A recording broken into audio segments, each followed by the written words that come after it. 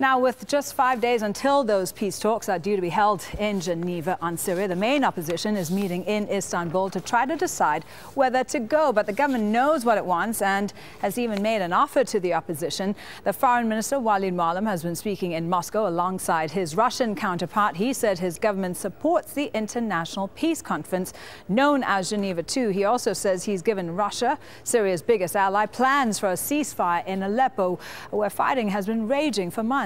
Muallim also suggested that the regime would be interested in a prisoner swap if the rebels cooperate. Let's go straight to our correspondent. Al Jazeera's Anita McNaught is in Istanbul at that opposition meeting. But first, let's speak to Paul Brennan, who is in Moscow for us. And Paul, it sounds positive. Walid Muallim offering that prisoner swap and a possible ceasefire in Aleppo. On the face of it, it's not something that anyone can really disagree with, is it? No, it was an intriguing offer, as it kind of came out of the blue to a certain extent. This offer of some kind of localized ceasefire around Aleppo, the details of which he did not specify. All he said was that he had submitted a plan direct to Sergei Lavrov and the Russian Foreign Ministry in the hope that they could help facilitate this ceasefire. And then he went on to offer the idea of some kind of prisoner swap and facilitating the delivery of humanitarian aid. As you say, these are principles that really nobody can disagree with. The difficulty is, one, is it the last gasp of a desperate regime trying to remain relevant in the coming weeks, trying to, as John Kerry we just heard, trying to paint itself as part of the solution as opposed to what many nations believe the Syrian government is, which is part of the problem? Or is it actually simply a diplomatic bargaining ahead of Geneva II intended to put pressure on the Syrian opposition in Istanbul, which is still trying to work out whether or not it'll attend? Well, I suppose it depends on your outlook. And the thing that I think most came out of the meeting here in Moscow and the news conference which followed it was the certain assuredness that there is between Russia, Iran and Syria, that they are actually quite comfortable with their unity and rather comfortable with the way that the Syrian opposition has a disunity about it at the moment. They're putting forward ideas, they're being proactive and effectively challenging the Syrian opposition to either come up with something better or just step aside. Yeah, he seems to have thrown the gauntlet down to the Syrian opposition. Paul, thanks very much. Paul Brennan there in Moscow for us. Let's speak now to Anita McNaught, who is in Istanbul, where that meeting of the opposition body, the Syrian National Coalition, is going on. And Anita, has that meeting even begun yet?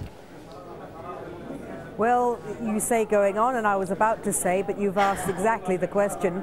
It hasn't started yet. We're now 5 hours after the official start time, and the sideline discussions have never been more agitated or more directed. In fact, a delegation, I have to explain, we're in an isolated location, both for security and I think focusing the mind reasons, theirs rather than ours, I should add. We're in an isolated location that is more than an hour's drive outside of Istanbul, where the delegations were meant to meet. That is, the ones who think they should participate and the ones who have disagreed with that and withdrawn their support from the Syrian coalition. But they can't have the sort of discussions that they want to have about whether they can get it back together again in order to provide a credible number of delegates to vote on this final issue of whether to go to Geneva II or not. So people have now left this hotel location and are going back to Istanbul to try and meet face to face with the non-participants, the withdrawals as they're called, to try and see if they can broker an agreement again, a rapprochement. It's all about the numbers. You see, if the efforts to go to Geneva fail, the people here want them to fail for noble reasons, not ignominious ones. If they don't have the numbers to actually make a credible decision that looks representative, that looks inclusive about yes or no, then the Syrian National Coalition, supposedly the umbrella group representing a broad-based Syrian opposition from the military side right through to the political opposition, will have failed at its first objective, which was to represent the needs of Syrian people. So there they are, a massive effort now at consultation, going right to the wire, right to the last minute, as they try to achieve some kind of a consensus and take a vote that actually means something. And again, we have the legal committee here trying to make a ruling on whether a simple majority of 100 or less than 100 is the one that's going to enable them to take a credible vote on Geneva. It's all about procedure and rapprochement at the moment and nothing else. But without that, you can't have anything else.